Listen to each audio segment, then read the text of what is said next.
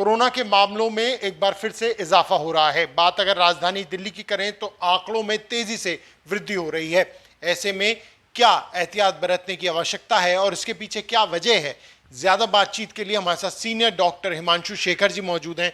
हिमांशु जी, एक बार फिर से मामलों में बढ़ोतरी हो रही है और राजधानी दिल्ली की बात करें तो कल 1900 से ज्यादा जो मामले थे वो सामने आए हैं।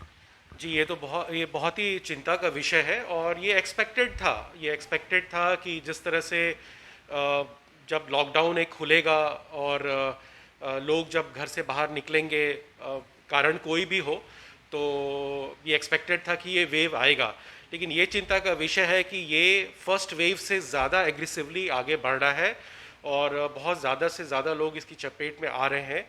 जैसा कि कुछ स्टेट्स में तो खासकर कर्नाटक और महाराष्ट्र में तो सिचुएशन आउट ऑफ कंट्रोल जा रही है और दिल्ली में भी नंबर 2 टाइम्स 3 टाइम्स बढ़ रहे हैं। इसके पीछे वजह क्या है? क्योंकि हमने ये देखा लॉकडाउन के बाद स्थिति सामान्य हुई और दिल्ली के अंदर आंकड़ों में बहुत ज्यादा गिरावट हो गई थी। 300 तक आंकड़े आ गए थे रोजाना के, उससे भी कम हो गया था। तो फिर अब ये दोबारा से जो राइज देखने को मिल रहा है, ये इसके पीछे क्या वजह है? क्या वायरस अपने आप में बदलाव कर रहा है या जब ऐसी कोई महामारी आती है तो कुछ समय के बाद पीक आता ही आता है? देखिए, इसके 2-3 कारण हैं। पहला कारण ये है कि जब पहली बार ये फर्स्ट लॉकडाउन जब हुआ तो लोगों का सहयोग काफ़ी रहा, क्योंकि एक नई चीज़ थी और पूरे विश्व भारत एक लॉकडाउन में गया और लोगों ने बहुत बढ़ चढ़ के इसमें हिस्सा लिया और मदद की, सरकार की, हॉस्पिटल्स की, इन सबों की। अब उस दौरान क्या हुआ कि जहां पहले ये नई बीमारी थी हम सब के लिए, तो पूरे हॉस्पिटल का बैकअप सिस्टम बहुत स्ट्रांग हो गया। एक इन्फॉर्मेशन फैल गई किस तरह से बचना है, कैसे करना है।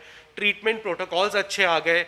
जब ट्रीटमेंट प्रोटोकॉल्स अच्छे आए तो कॉम्प्लिकेशंस रेट काफ़ी कम हो गए और लोगों में का रिकवरी रेट बहुत बढ़ गया। तो एक ह्यूमन नेचर होता है, जब इस तरह की चीज़ आ जाती है तो उसके बाद लोग थोड़े से लाइट हो जाते हैं, वो चीज़ों को फॉर ग्रांटेड लेने लगते हैं। तो जिस कारण इस बार आप देख, और जैसे ही लॉकडाउन ख़त्म हुआ, चीज़ें जैसे जैसे खुली, एक मूवमेंट हो गई, हर तरह मार्केट ये सब खुलने लगा। कुछ इकोनॉमिकल क्राइसिस भी थी और दूसरा लोग क्योंकि लोग समझ गए कि हम थोड़ा सा अपना प्रोटोकॉल ले, फिर वो वैक्सीनेशन सिस्टम आ गई। तो इन सब चीज़ों को ओवरऑल इम्पैक्ट ये हुआ कि मूवमेंट लोगों की ज़्यादा हो गई स्ट्रीट्स में, प्रोटोकॉल्स लोग कम फॉलो करने लगे, जिसके अनुपात ये नंबर में काफ़ी वृद्धि हुई। लेकिन फिर भी डेथ रेट कम है, अगर हम कंपेयर करें काफ़ी कम है। तो ये एक ये साइकिल होता है और उसी साइकिल से हम गुजर रहे हैं।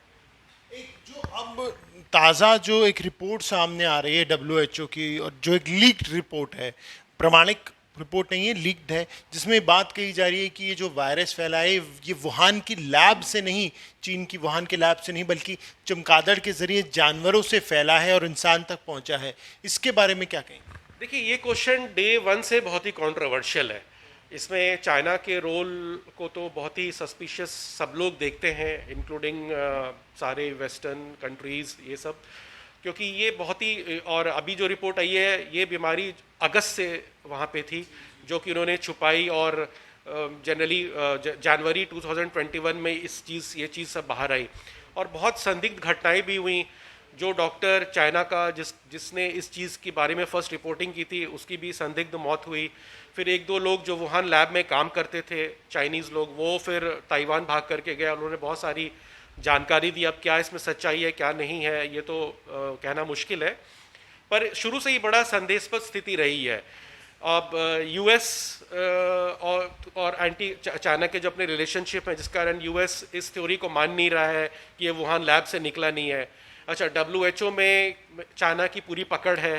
तो ये एक बड़ा कॉम्प्लिकेटेड सिचुएशन है जिसमें अलग अलग थ्योरीज आ रहे हैं, लेकिन कुल मिला के देखें तो इसमें चाइना का बहुत बड़ा रोल है, चाहे वो वुहान लैब से अभी तक ये भी ये रिपोर्ट बहुत पहले ही सामने आ जानी चाहिए थी, लेकिन अभी तक सामने नहीं आई है। डब्ल्यूएचओ ने ये रिपोर्ट भी अभी तक सामने नहीं रखी है और बिट्स एंड पीसेस में ये रिपोर्ट आ रही है और अभी भी डब्ल्यूएचओ का कहना है कि थोड़ा वक्त लगेगा इस रिपोर्ट को पूरा सामने आने। देखिए, जिस तरह का ये पैंडेमिक है, जिस तरह से पूरी दुनिया इससे प्रभावित है, first world countries, second world, third world, मेरे ख्याल से इससे ज़रूरी, और पूरी दुनिया की इकोनॉमी तबाह हो चुकी है। ये तो सब डब्ल्यूएचओ का तो सबसे अहम कार्य है ये। वर्ल्ड हेल्थ ऑर्गेनाइजेशन का इनको तो मतलब 24/7 काम करके चीज़ों को सामने रखना चाहिए, लेकिन एक 1.5 साल बाद होने के बाद भी खुद वो श्योर नहीं है, तो फिर इससे उनके उनके रोल पे एक बड़ा क्वेश्चन मार्क उठ जाता है।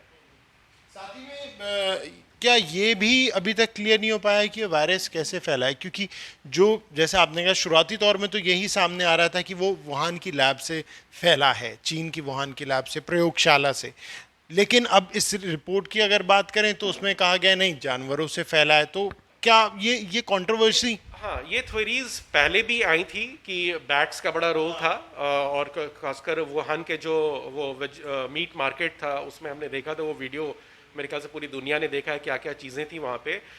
पर ये बीच में फिर ये मामला शांत हो गया, लेकिन कुछ दिन पहले फिर ये एक चीज़ आई है कि एनिमल्स इसमें कैरियर भी हो सकते हैं, पर इसमें अभी तह तक कोई नहीं पहुंचा है, इसलिए ये बहुत बड़ा क्वेश्चन मार्क है।